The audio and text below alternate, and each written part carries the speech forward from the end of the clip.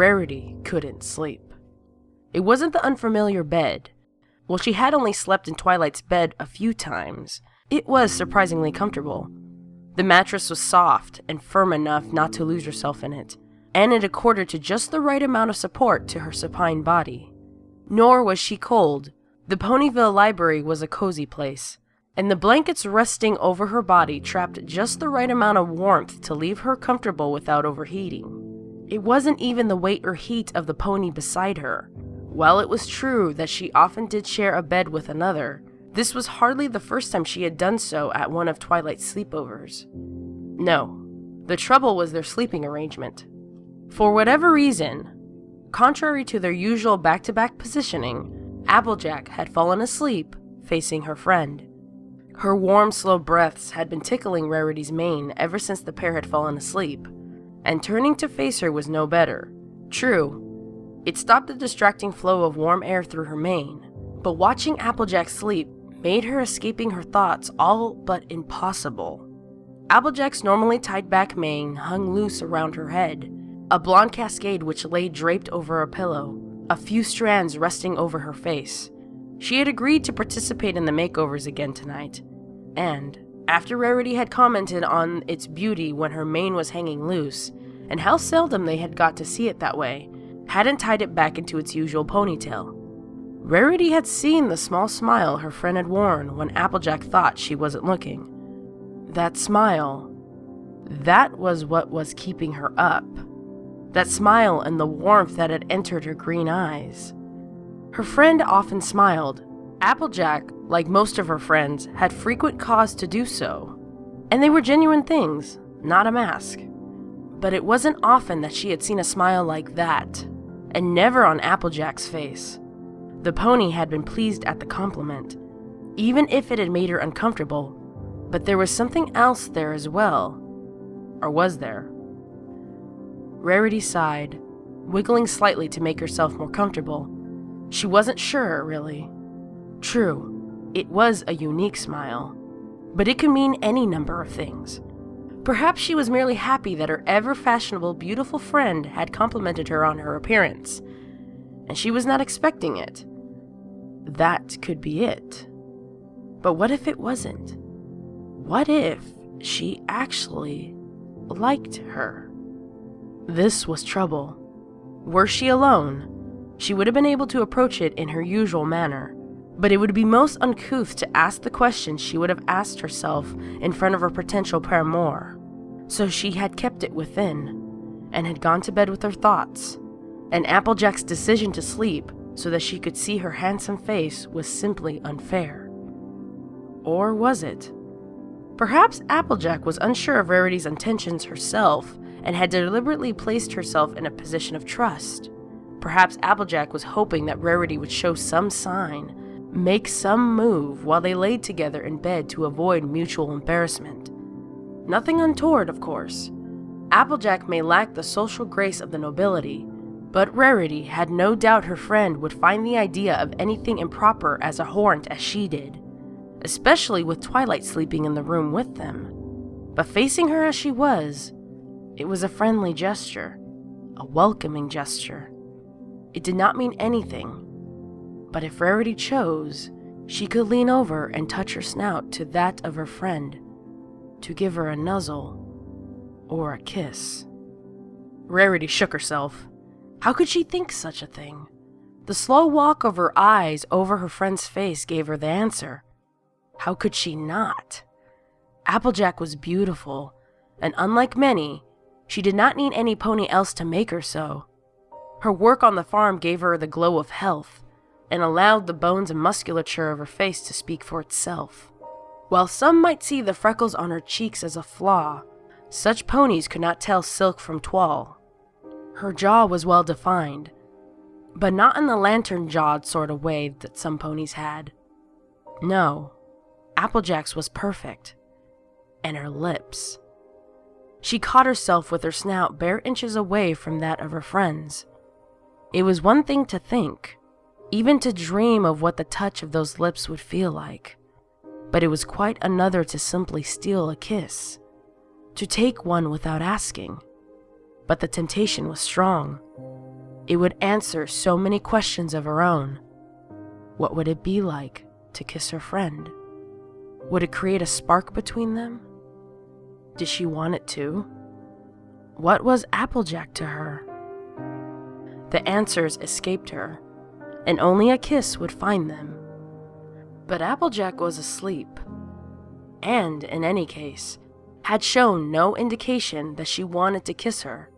True, she had slept facing her, but perhaps she simply had been making herself comfortable, or wished to speak to her better before she slept. Perhaps it meant nothing, and was reading far too much into things. Or perhaps it meant everything, and Applejack had fallen asleep disappointed that Rarity had not shown any indication of noticing. The unicorn reached out with her hoof, gently placing it on Applejack's shoulder. As she shifted her body closer to the earth pony, she could feel the muscles beneath her coat, earned by years of working on the farm, even years when she should have had more time to relax, to be a filly. Fate had conspired against that, but the farmer never complained. She had simply done what needed to be done, and despite her hardship, every year since Applejack had taken over the farm, things had gotten better. Most of Canterlot would have doubted it, but Applejack was a savvy business pony.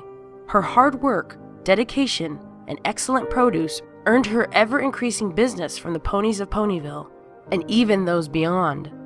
Zap Applejam was all the rage this year in Canterlot, it seemed, and a few remaining jars of last year's harvest had been fetching truly astonishing sums. But it was not luck that drove Applejack's success. Every year, the farm was more productive. Every cider season, she made more cider than the last one. But every season, it wasn't enough. Each year found more ponies lined up earlier than the year before, eager for a taste of the golden ambrosia.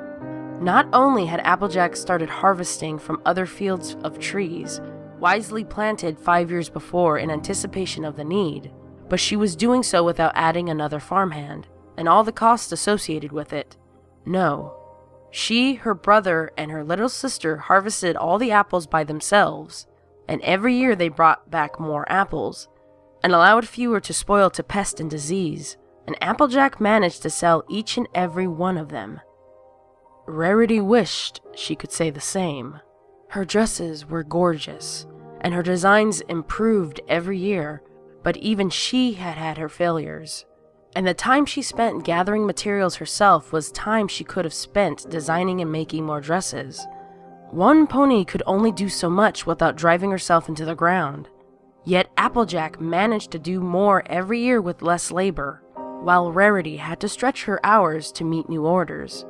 True, she had been called away on various duties on behest of the princess, but so had Applejack, and there were still more apples this year than ever before. She would have to ask her how she did that. Her hoof slowly slid from Applejack's shoulder, its movement unbidden by its master, but welcome, feeling the smoothness of her friend's neck, then the shape of her jaw, before finally resting on the farmer's freckled cheek. Rarity could feel her face burning. She had gone too far. And yet, Applejack remained dormant. It seemed she was a sound sleeper, and Rarity let out a slow breath she hadn't realized she was holding. This was foolish. If Applejack should wake, she would be curious why Rarity had been touching her. Perhaps she should wake her, so that, at least, they could share a kiss while conscious. But no. Wrong as it was to kiss her asleep, it would still be more wrong to simply wake her to demand a kiss. It could wait until morning. But could she? Rarity closed her eyes. Stealing a kiss was wrong, but really, what harm would there be? Applejack was asleep after all, and it seemed the touch of her hoof would not wake her. Why would a kiss be any different? If the kiss went well, there was nothing preventing her from following up on it in the morning. If it went poorly, well, then she would have her answer, and Applejack would never have to be the wiser about her confusion. It almost seemed better this way. Either way, she would not have to have the uncomfortable confrontation, and Rarity would get her answer. Rarity opened her eyes and slid her body in closer, her other forehoof slowly sliding across the surface of the pillow to slide underneath her friend's neck, then upwards, to gently lift her face ever so slightly. The warm air from Applejack's mouth tickled her lips, even as the warmth of her body seeped into Rarity's hooves. It was a wonderful sensation. The farmer's body was solid, and yet giving in its own way. When did Rarity get so close? Looking into Applejack's closed eyes, she hesitated. Would this be the farmer's first kiss? She momentarily panicked. Stealing a kiss was one thing, but stealing her friend's first kiss was something else entirely. It was a sacred thing, a romantic thing. Could Rarity take it, just to satisfy her own curiosity? Should she? Her thoughts were interrupted when Applejack moved against her. Rarity's eyes widened as she felt her friend snuggle up into her chest, her own hooves slipping around Rarity's sides. She held her breath. Was she awake? A few moments later, the resumption of Applejack's slow, steady breathing announced her answer. The warmth of Applejack's body surrounded her. There was no way that Rarity could escape now that she was trapped in the tangle of her friend's legs. Barrel to barrel, she could feel every breath Applejack took. Even if she did not kiss her now, she would still owe Applejack an explanation in the morning. This realization freed her.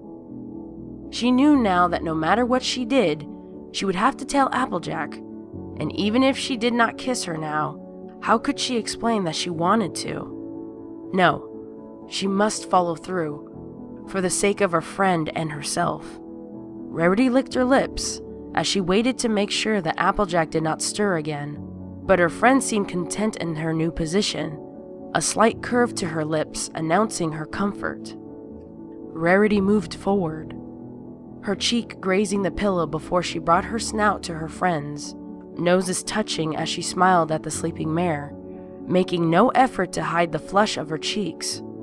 No, there was no hiding from this, no reason or desire to mask her emotions. She breathed in, her hesitation fading as a wonderful scent of the farmer filled her, sweet and earthly, and somehow deliciously feminine. A certain thrill flowing through Rarity's body as she realized she already had the answer, an answer which only firmed her resolve as she tilted her head and pursed her lips. The kiss was different from the few she had shared. Somehow, the farmer's unconscious lips were better, more suited for kissing than the clumsy ones she had tasted before. They were like a mattress, soft but firm, giving, but allowing themselves to be molded in such a way that they would fit Rarity's perfectly. She let her hoof slowly slide down from her cheek to Applejack's shoulder, and she felt Applejack's own legs tightening around her in response. Rarity cared little. Awake or asleep, she knew how she felt, and she would hide it no longer. Even when Rarity pulled her head back, the warmth lingered, both on her lips and deep in the core of her body. A terrific warmth which had nothing to do with the petty things of body heat. It was her soul itself that had been warmed, basking in the glow of Applejack's own. And Rarity knew her cheeks were burning, but did not care as she slowly caressed the farmer, watching her sleep. Finally, she allowed her hooves to wrap themselves around Applejack properly. Freed of the burden, Rarity allowed sleep to take her, carrying her away, her eyes closing to the beautiful sight of the face of her love. But even as sleep took her, it could not erase the silly grin that was on her face.